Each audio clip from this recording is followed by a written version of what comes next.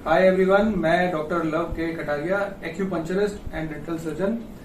मैं आप सभी का स्वागत करता हूं और जो भी एक्यूपंक्चर सीखना चाहते हैं और उसको आगे लेके जाना चाहते हैं उनके लिए एक्यूपंक्चर को मैं सरल तरीके से समझाने का प्रयास करूंगा। और इस सीरीज में हमारा जो पहला वीडियो है ये हम स्टमक चैनल से स्टार्ट कर रहे हैं और स्टमक चैनल का जो है पहला पॉइंट यानी स्टमक 1, 2, 3 आज हम लोग ये 3 पॉइंट्स डिस्कस करेंगे। तो आइए चलिए इनकी लोकेशंस देख लेते हैं। तो आइए देखते हैं स्टमक 1 की लोकेशन। तो स्टमक 1 जो पॉइंट फॉल करता है वो प्यूपिल से की स्ट्रेट लाइन नीचे या आई बॉल और ऑर्बिटल बोन के बीच में जो जगह होती है वहां ये पॉइंट फॉल करता है। इसको लगाने का क्या तरीका है ये देख लेते हैं। तो सबसे पहले पेशेंट को कहेंगे अपनी आईज क्लोज करने को और उनसे कहेंगे कि ऊपर देखने हैं। उसके बाद आई बॉल को थोड़ा सा ऊपर की तरफ पुश करना है और उसी वक्त आपको यहाँ पे इन्फीरियरली आपको पहले नीडल इंसर्ट करनी है। उसके बाद फिर परपेंडिकुलर आपने जाना है। किसी भी ये बात ध्यान रखें, किसी भी तरह का नीडल मैनिपुलेशन, लिफ्टिंग, थर्स्टिंग वगैरह कुछ नहीं होना चाहिए। जब इसको विड्रॉ करेंगे नीडल को, तब यहाँ पे विड्रॉ करते समय आपको एक कॉटन बॉल रखनी है, वहां से प्रेस करके रखना है ताकि किसी तरह का हेमाटोमा ना डेवलप हो जाए। नेक्स्ट पॉइंट जो है वो है स्टमक 2। अब ये जो स्टमक 2 पॉइंट है ये प्यूपिल से एक चुन के डिस्टेंस पर लगभग ऑर्बिटल बोन के जस्ट नीचे यहां पे कहीं पे ये फॉल करेगा। अब इसको लगाने के लिए भी आपको डेप्थ का बहुत ध्यान रखना है कि 0.2 से 0.3 चुन से ज्यादा डीप ना जाए, अदरवाइज इंफ्रा ऑर्बिटल जो नर्व होती है वो डैमेज हो सकती है। इसको लगाने के कई तरीके हैं। आप परपेंडिकुलर भी लगा सकते हैं, आप इसको SI18 से भी कनेक्ट कर सकते हैं, आप इसको LI20 से भी कनेक्ट कर सकते हैं। LI20 इधर पड़ेगा और आप इसको थोड़ा सा सुपीरियरली ओब्लिक भी लगा सकते हैं। बहुत ज्यादा डीप इंसर्शन मत करिएगा। इसके बाद जो तीसरा पॉइंट है वो है स्टमक 3। अब स्टमक 3 इसी लाइन में अगर हम नीचे जाएंगे तो नेजोलेबियल जो ग्रूव आता है उस ग्रूव में लगभग GV26 के लेवल पे ये पॉइंट आपको यहां कहीं मिल जाएगा। ये पॉइंट को भी आप कई तरीके से लगा सकते हैं। इसको आप स्टमक 4 से कनेक्ट कर सकते हैं, इसको आप SI18 से भी कनेक्ट सकते हैं या परपेंडिकुलर यहाँ पे नीडलिंग कर सकते हैं। तो देखिए सबसे पहला जो पॉइंट है स्टमक चैनल का स्टमक 1 पॉइंट है। इसका चाइनीज नेम है चेंग ची और जिसका मतलब है कंटेनर ऑफ टीयर। ओके, तो नाम से ही पता लग रहा है कि आंखों से रिलेटेड या टीयर से रिलेटेड समस्या में हम इस पॉइंट को दे सकते हैं। तो टीयर से रिलेटेड प्रॉब्लम क्या हो सकती है भाई? या तो टीयर्स बहुत कम बनेंगे या बहुत ज्यादा बन रहे होंगे। तो लेस टीयर्स जो है जनरली लिवर इन डिफिशियंसी वगैरह में हम लोग को देखने को मिलता है। और एक्सेसिव टीयर्स जो है हमको 2 कारण से देखने को मिल सकता है, या तो कोल्ड की वजह से या हॉट की वजह से। तो कोल्ड में अगर डेफिशिएंसी हो तो उसके कारण भी कोल्ड हो जाता है, और अगर वो लिवर चैनल में है कोल्ड तो एक्सेसिव टीयर्स कोल्ड की वजह से भी आ सकते हैं। अगर हॉट कारण है तो हॉट में 2 रीजंस हो सकते हैं, या तो विंड हीट अगर लिवर चैनल में चली जाए, या डेफिशिएंसी की वजह से यानी लिवर इन डेफिशिएंसी की वजह से अगर एम्प्टी हीट राइज कर रही है उसकी वजह से भी हीट आएगी और आंख में एक्सेसिव टीयर्स जनरेट होने लगेंगे। देखिए इस पॉइंट की जो लोकेशन है वो ऑर्बिक्युलरिस ऑरिस मसल पे पड़ती है। अब इस मसल का जो फंक्शन है वो फंक्शन से ही आपको समझ में आ जाएगा कि टीयर से कैसे रिलेटेड है। तो एक तो इसका फंक्शन है कि ये आईलिड को क्लोज करने में मदद करती है, और दूसरा उसका फंक्शन है कि ये टीयर को पंप कराने में मदद करती है। तो बहुत बड़ा रोल है। अगर टीयर से रिलेटेड कोई प्रॉब्लम है तो हमें स्टमक 1 चूज करना चाहिए।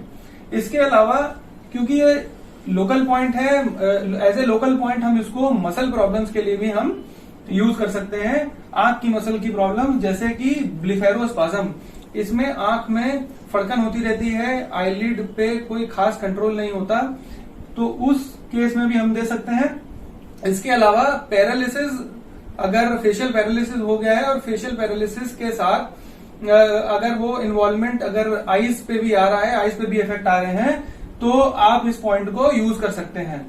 इसके बाद जो इसका दूसरा इंपॉर्टेंट फंक्शन है कि ये मीटिंग, यहाँ पे इस पॉइंट पे ये मीटिंग पॉइंट है स्टमक चैनल का, यांग मोटिलिटी वेसल और कंसेप्शन वेसल का।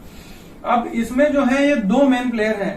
स्टमक चैनल में सिर्फ स्टमक चैनल का इन्वॉल्वमेंट तो है ही, यानी प्राइमरी स्टमक चैनल तो है ही, लेकिन आई पे सप्लाई जो है वो स्टमक का डाइवर्जेंट चैनल भी करता है और स्टमक का सिन्यू चैनल भी यहाँ पे सप्लाई करता है।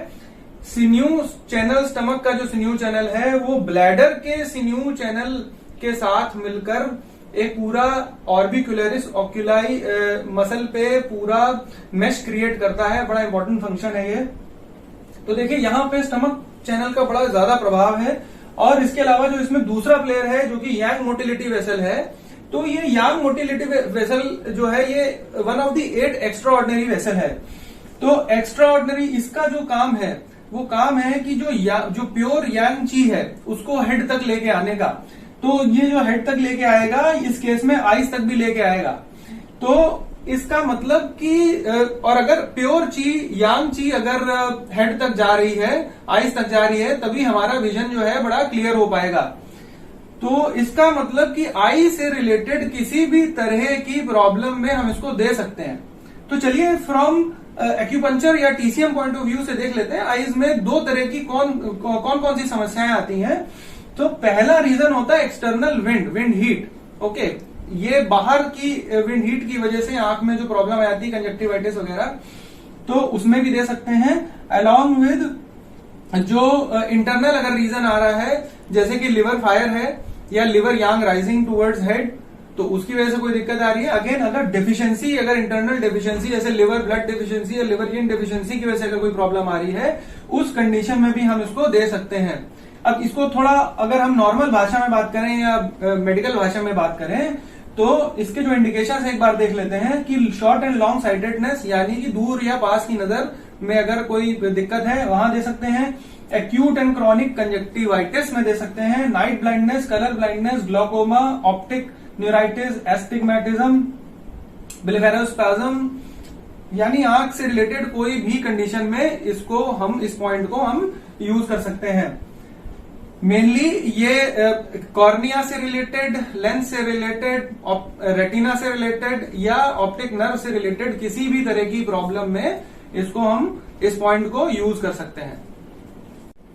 तो ये दूसरा पॉइंट देखते हैं, स्टमक 2। स्टमक 2 का चाइनीज नेम है सीबाई और इसका मतलब होता है 4 वाइट्स। अब 4 वाइट्स का क्या सिग्निफिकेंस है?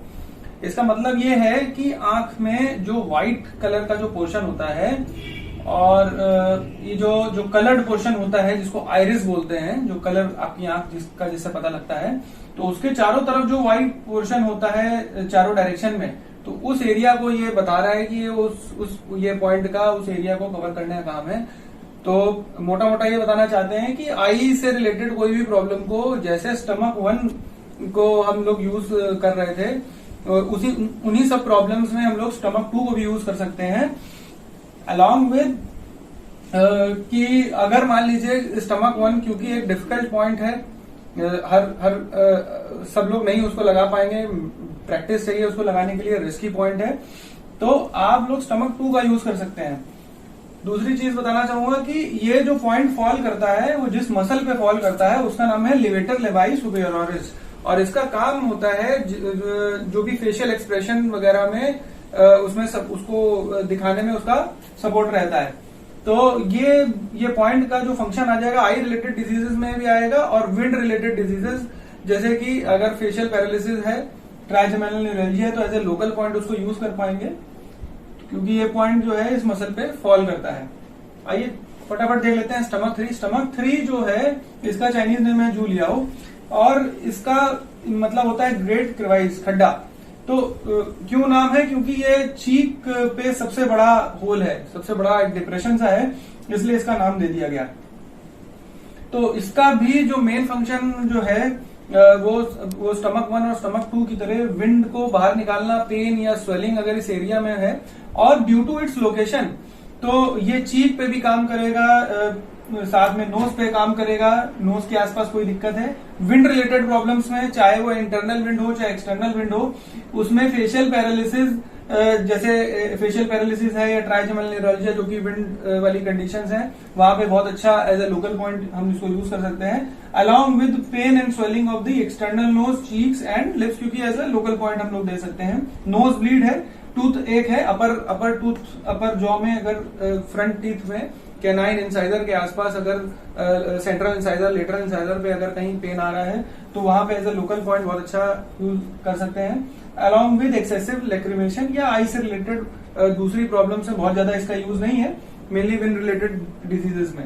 अब ये जिस मसल पे फॉल करता है उस मसल का नाम है लिवेटर एंगुलाई ऑरिस, और इसका भी काम similar to levator labii superioris की तरह है कि ये फेशियल एक्सप्रेशंस में ये सपोर्ट करता है। Thank you.